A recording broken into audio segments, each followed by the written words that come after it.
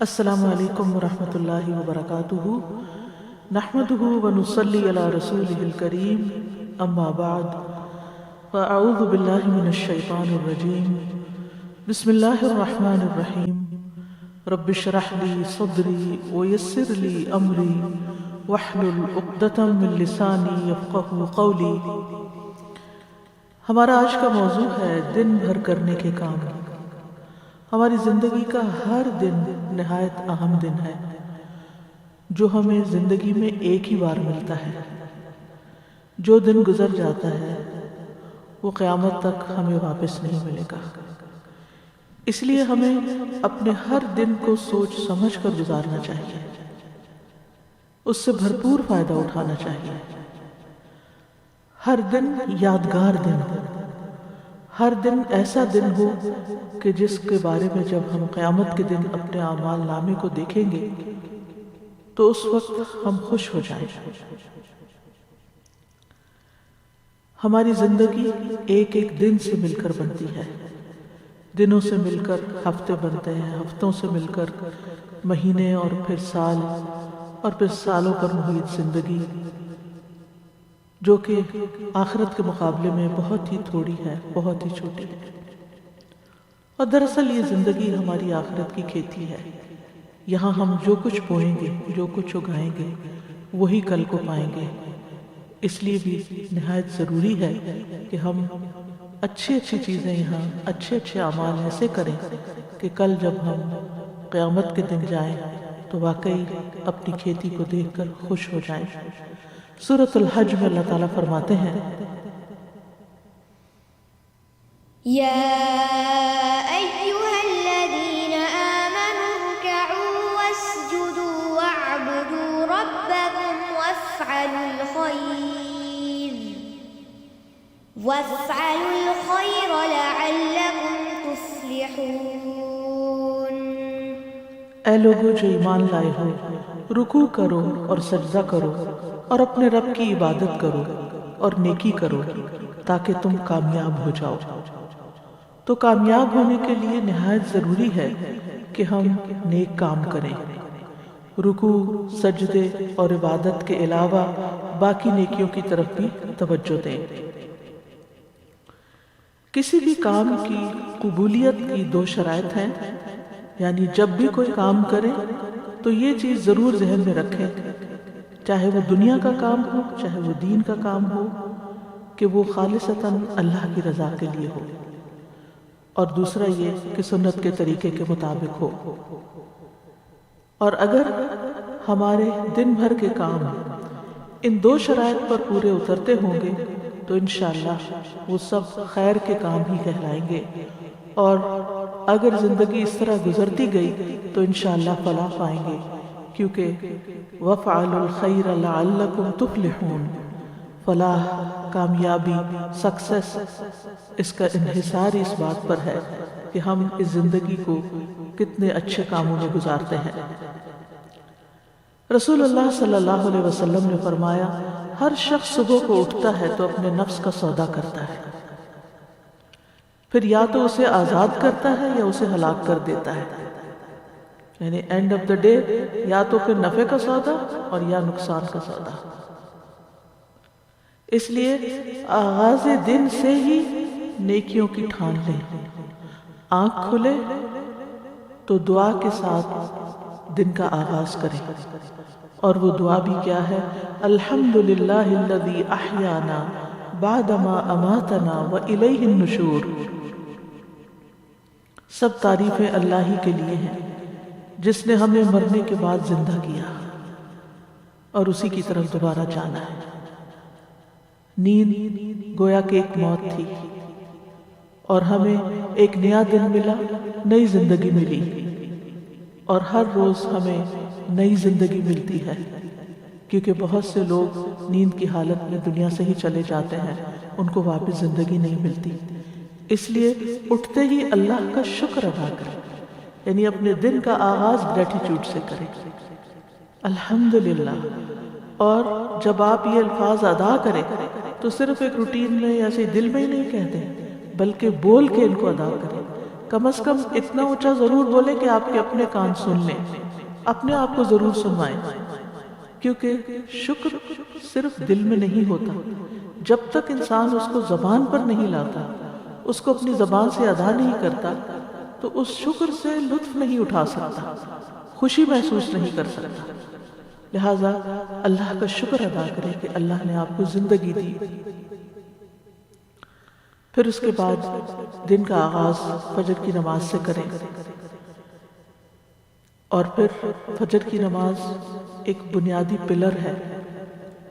اگر ہم دن کا آغاز ایک صحیح طریقے سے کریں گے تو انشاءاللہ عمارت کبھی نہیں گرے گی۔ فجر کی نماز پڑھنے والے کے لیے اللہ کا ذمہ ہے۔ رسول اللہ صلی اللہ علیہ وسلم نے فرمایا، جس نے صبح کی نماز پڑھی وہ شام تک اللہ کے ذمے میں ہے، یعنی اللہ کی حفاظت اور ضمانت میں ہے۔ اللہ نے اسے دنیا اور آخرت میں امن عطا کیا۔ فجر کی نماز میں لمبی تلاوت کریں۔ وَقُرْآنَ الْفَجْرِ إِنَّ قُرْآنَ الْفَجْرِ كَانَ مَشْهُودًا، اور فجر کا قرآن پڑھیے، بے شک فجر کا قرآن ہمیشہ سے حاضر ہونے کا وقت رہا ہے، اس وقت فرشتے حاضر ہوتے ہیں۔ کم سے کم تو 3 آیات ہوتی ہیں جیسے سورۃ اخلاص کی، لیکن زیادہ جتنی آپ بڑھا سکیں، کیونکہ نبی صلی اللہ علیہ وسلم کی نمازوں میں فجر کی نماز سب سے طویل ہوتی تھی، یعنی اس کی قرات طویل ہوتی تھی۔ تہجد تو آپ خود اپنے لیے پڑھتے تھے تو وہ تو ویسے ہی طویل ہوتے تھے۔ رسول اللہ صلی اللہ علیہ وسلم نے فرمایا، کیا تم میں سے کوئی شخص یہ پسند کرتا ہے کہ جب وہ اپنے گھر واپس آئے تو اس میں 3 بڑی فربہ حاملہ اونٹنیاں موجود پائے، یعنی موٹی تازی 3 اونٹنیاں گھر میں کھڑی ہوں؟ ہم نے عرض کی جی ہاں۔ آپ نے فرمایا، پس 3 آیات جنہیں تم میں سے کوئی شخص اپنی نماز میں پڑھتا ہے، جو شخص اپنی نماز میں پڑھتا ہے وہ اس کے لیے 3 بھاری بھرکم اور موٹی تازی حاملہ اونٹنیوں سے بہتر ہے۔ تو اس سے یہ پتہ چلتا ہے کہ وہ قرآن کا حصہ جو ہم اپنی نماز کے اندر پڑھتے ہیں وہ اس سے افضل ہے جو ہم نماز کے باہر پڑھتے ہیں۔ لہٰذا اگر اللہ سبحانہ و تعالیٰ توفیق دے تو تہجد کی نماز میں زیادہ سے زیادہ قرآن مجید پڑھیں، اور اپنا ڈیلی ایک ورد جو ہے وہ مقرر کر لیں کہ اتنا تو کم از کم ضرور پڑھنا ہے، کیونکہ جب ہم کوئی چیز مقرر کر لیتے ہیں اپنے اوپر تو پھر نبھا بھی جاتے ہیں، اور اگر آپ اپنے آپ کو اوپن اینڈ دیں تو نفس غالب آ جاتا ہے، سستی کر جاتا ہے اور انسان اس کو پورا نہیں کر پاتا۔ اور تہجد میں آپ قرآن مجید کو مصحف سے دیکھ کے بھی پڑھ سکتے ہیں تو اس میں طویل قرات ہو سکتی ہے، ادروائز قرآن مجید کے کچھ حصے یاد کر لیں تاکہ فجر کی نماز جو ہے وہ طویل ہو سکے۔ نبی صلی اللہ علیہ وسلم کسی بھی حالت میں فجر کی سنتیں نہیں چھوڑتے تھے، خواہ صحت مند ہوتے یا مریض ہوتے، سفر میں ہوتے یا مقیم ہوتے، یہ نماز آپ نے کبھی نہیں چھوڑی۔ اس لیے ان سنتوں کا اہتمام کرنا ضروری ہے۔ اگر کسی وجہ سے نماز فرض میں تاخیر ہو رہی ہو، آنکھ دیر سے کھلی، تو آپ دوبارہ سورج نکلنے کے بعد پہلے ان سنتوں کی قضا پڑھیں۔ حضرت عائشہ کہتی ہیں، رسول اللہ صلی اللہ علیہ وسلم نے فجر کی 2 رکعات سے پہلے اور 2 رکعات عصر کے بعد پوشیدہ اور علانیہ دونوں حالتوں میں کبھی ترک نہ فرمائی، یعنی 2 رکعات عصر کی آپ پڑھا کرتے تھے کیونکہ وہ آپ کے لیے خاص تھی، لیکن فجر کی سنتیں آپ نے کبھی نہیں چھوڑی۔ فجر کی سنتیں دنیا و ما فیہا سے بہتر ہیں۔ آپ صلی اللہ علیہ وسلم نے فرمایا، صحیح مسلم کی روایت ہے، فجر سے پہلے کی 2 رکعتیں دنیا اور جو کچھ اس میں ہے اس سے بہتر۔ آپ سوچئے کہ اگر صرف فجر کی 2 سنتوں کی یہ قدر و قیمت ہے، ان کا یہ مقام ہے کہ دنیا اور جو کچھ دنیا میں ہے سب سے بہتر ہے، تو پھر فرض نماز کا کیا عالم ہوگا اور باقی نمازوں کی کیا قدر و قیمت ہوگی۔ اس لیے کبھی بھی سستی کے مارے یا سفر یا تھکاوٹ یا بیماری میں بھی ان سنتوں کو نہ چھوڑیں، اور اگر آپ اس وقت شعور کے ساتھ یہ سنتیں ادا کریں کہ اس وقت دنیا میں جو کچھ ہے اگر آپ امیجن کر سکیں اس کو، تو میں اس سے بہتر چیز کا سودا کرنے جا رہی ہوں، تو انشاءاللہ اس سے آپ کی نماز میں ایک روح بھی آ جائے گی، اور پھر نماز خشوع و خضوع کے ساتھ ادا کریں۔ بعض اوقات ہمیں کچھ اور کام بھی ہوتے ہیں یا لوگ ہمارے انتظار میں ہوتے ہیں، لیکن یاد رکھیے کہ جو آپ کا انتظار کر رہا ہے اس کی حیثیت نماز سے بہت کم ہے۔ کیونکہ بعض اوقات ہم لوگوں کی خاطر اپنی نماز بہت مختصر کر دیتے، الا یہ کہ آپ کے بچے چھوٹے ہوں اور وہ رو رہے ہوں یا کوئی شدید مجبوری میں کھڑا ہو تو اور بات ہے، ورنہ اگر محض کوئی ملاقات کے لیے آیا ہے یا کسی اور مقصد کے لیے تو اس کو انتظار کرنا چاہیے کہ آپ اپنے رب کے حضور توجہ سے نماز ادا کر کے اس کے لیے فارغ ہوں۔ ایک سجدہ جو اطمینان اور خشوع کے ساتھ ادا کیا جاتا ہے وہ زمین کے تمام سونے کے خزانوں سے بھی بہتر ہے، اس لیے محبت کے ساتھ، شوق کے ساتھ سجدہ ادا کریں، کیونکہ جب بھی کوئی سجدہ کرتا ہے تو اللہ سبحانہ وتعالیٰ اس سجدے کے سبب اس کا ایک درجہ بڑھا دیتے ہیں اور اس کے ذریعے ایک خطا مٹا دیتے ہیں۔ تو اسی لیے آپ صلی اللہ علیہ وسلم نے فرمایا تمہارے لیے سجدوں کی کثرت لازم ہے، کیونکہ جس شخص نے یہ سوال کیا تھا کہ اللہ کہ مجھے آپ ایسے عمل کی خبر دیں جس کے کرنے سے اللہ مجھے جنت میں داخل کر دے، تو ایک صحابی نے یہ سوال کیا تھا آپ سے، یا یہ کہ اللہ کے نزدیک سب سے پسندیدہ عمل کے بارے میں خبر دیں، تو آپ خاموش رہے۔ پھر انہوں نے پوچھا، پھر خاموش رہے۔ جب تیسری بار پوچھا تو آپ نے فرمایا کہ تم پر اللہ کے لیے سجدوں کی کثرت لازم ہے، یعنی سجدوں کے ذریعے تم سب سے زیادہ تیزی کے ساتھ اللہ کا قرب حاصل کر سکتے ہو، کیونکہ سجدے میں انسان سب سے زیادہ اللہ کے قریب ہوتا ہے۔ تو زمین پہ صرف ٹھونگے نہ ماری جائیں بلکہ بہت توجہ کے ساتھ بہت جم کے سجدہ کیا جائے۔ نماز ختم ہونے پر اذکار ضرور کریں، اور سب سے پہلا ذکر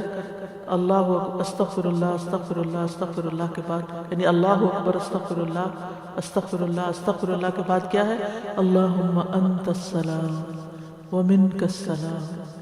تبارکت یا ذا الجلال والاکرام۔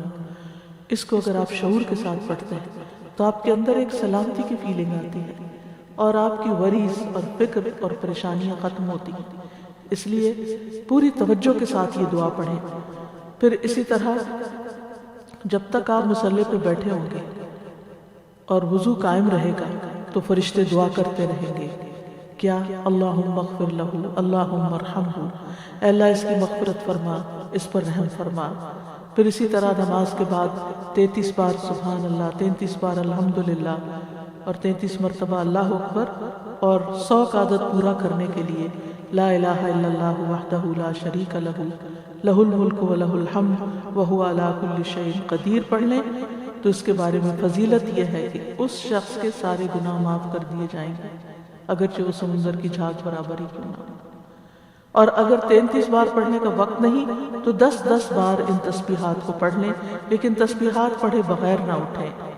اور تسبیحات ہاتھ پہ پڑھیں۔ مثلا 10 بار پڑھنے کے لیے ہر انگلی پر 2 دفعہ سبحان اللہ پڑھ لیں۔ اگر 10 بار پڑھنا ہے تو 5 انگلیوں پہ 10 بار بغیر کسی مشابہت کے، یعنی بغیر کسی کنفیوژن کے 10 پورے ہو جائیں گے۔ اسی طرح جب آپ، کیونکہ دائیں ہاتھ سے پڑھنا افضل ہے، اور اسی طرح اگر آپ 33 بار پڑھنا چاہتے ہیں تو آپ ایک دفعہ نیچے سے اوپر کو 3 دفعہ اور دوسری دفعہ اوپر سے نیچے کو 3 دفعہ دائیں ہاتھ پہ پڑھیں، تو اس طرح آپ کی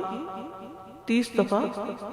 ہو جائے گا، اور پھر ایک دفعہ اور چھوٹی انگلی پر 3 دفعہ مزید پڑھ کے 33 بار ہو جائے گا۔ کیونکہ یسیرہ سے روایت ہے کہ نبی صلی اللہ یسیرہ رضی اللہ عنہا سے روایت ہے کہ نبی صلی اللہ علیہ وسلم نے عورتوں کو حکم دیا کہ وہ تکبیر، تقدیس اور تحلیل کی محافظت کریں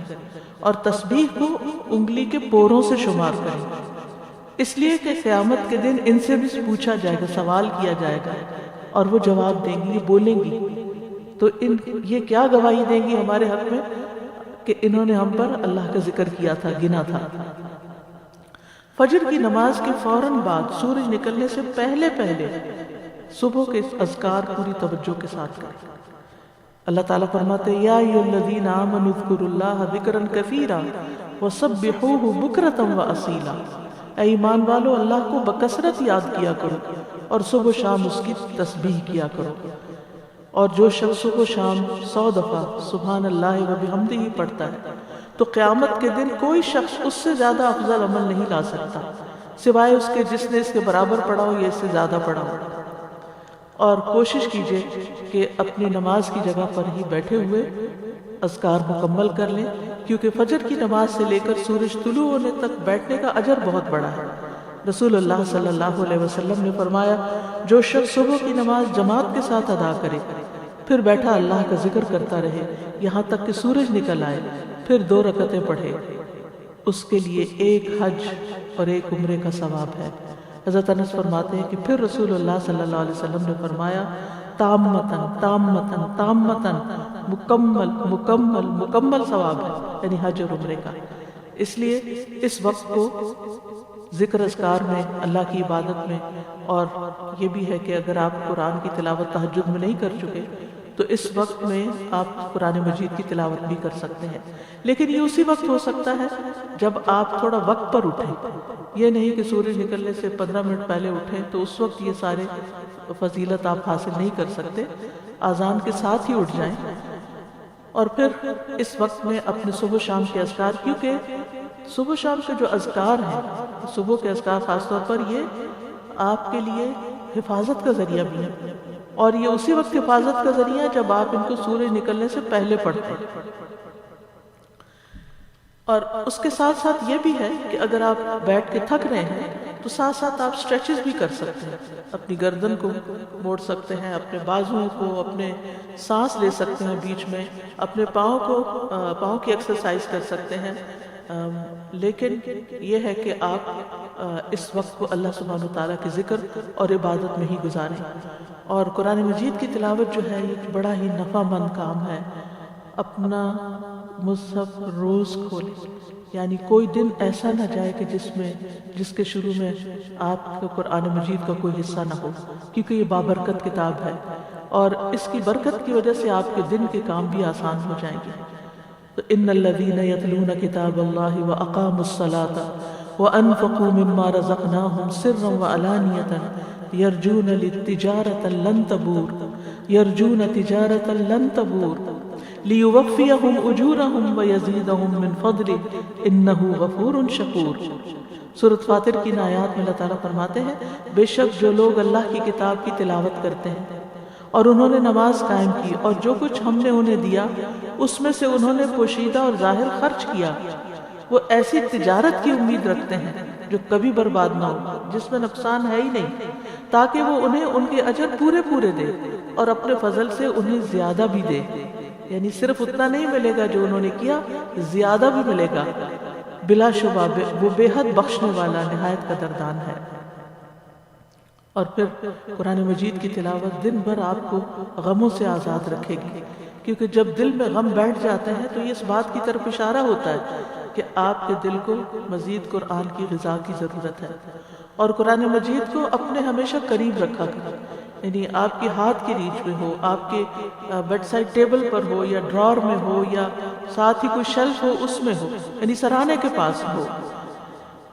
کیونکہ جب بھی آپ کو وقت ملے یا تھوڑی دیر کے لیے بھی آپ ریلیکس ہوں تو آپ کچھ نہ کچھ کھول کے پھر پڑھ سکتے ہیں۔ اور اب تو الحمدللہ موبائلز کے اندر بھی قرآن مجید موجود ہیں، ایون آپ لیٹ کے بھی اگر آپ اس کو دیکھنا چاہیں تو دیکھ سکتے ہیں۔ اور یہ اس اعتبار سے بھی سراہنے کی بات میں کر رہی ہوں کیونکہ جب انسان کو دفن کر دیا جاتا ہے قبر میں تو فرشتہ اس کے سر کی طرف سے عذاب دینے کے لیے آتا ہے، تو تلاوت قرآن اس کو دور کر دیتی ہے،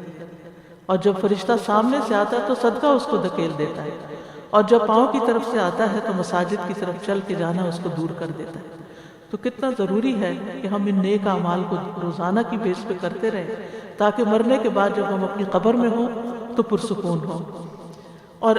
اگر آپ کو اللہ تعالیٰ توفیق دیتا، اور خصوصاً وہ خواتین جو بزرگ ہیں جن کے بچے چھوٹے نہیں یا جو جاب نہیں کرتی ہیں، جو اپنے گھر پہ ہوتے ہیں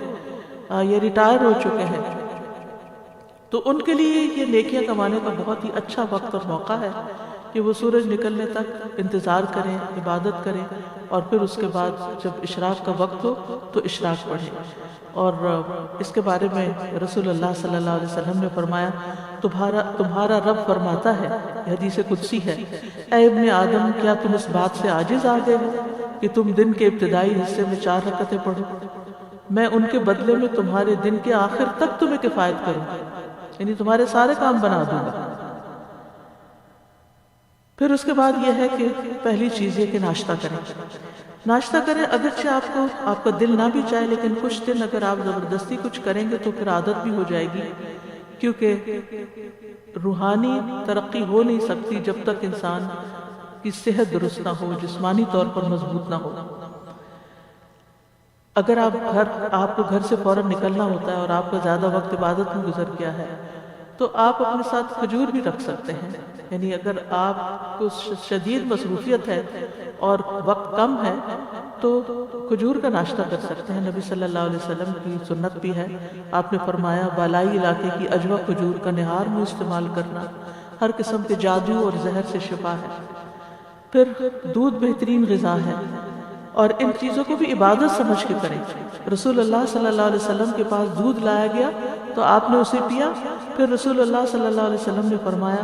بے شک دودھ کے علاوہ کوئی چیز ایسی نہیں جو کھانے اور پینے دونوں سے کفایت کرے، یعنی اگر آپ کچھ کھا نہیں پی سکے اور ایک کپ دودھ پی لیتے ہیں تو آپ کا کھانا اور پینا دونوں ہو گئے۔ ابن عباس کہتے ہیں کہ رسول اللہ صلی اللہ علیہ وسلم نے فرمایا جس کو اللہ کھانا کھلائے اسے چاہیے کہ وہ یوں کہے اللہم بارک لنا فیہ ورزقنا خیرا منہ، اے اللہ تو ہمارے لیے اس میں برکت عطا کر اور ہمیں اس سے بہتر رزق عطا کر۔ تو آپ دیکھیے ہر روز اگر یہی انسان پڑھے تو کتنی بھلائی ہوگی۔ اور جسے اللہ دودھ پلائے تو یوں کہے اللہم بارک لنا فیہ وزدنا منہ، یہ نہیں کہا خیرا منہ، کیونکہ دودھ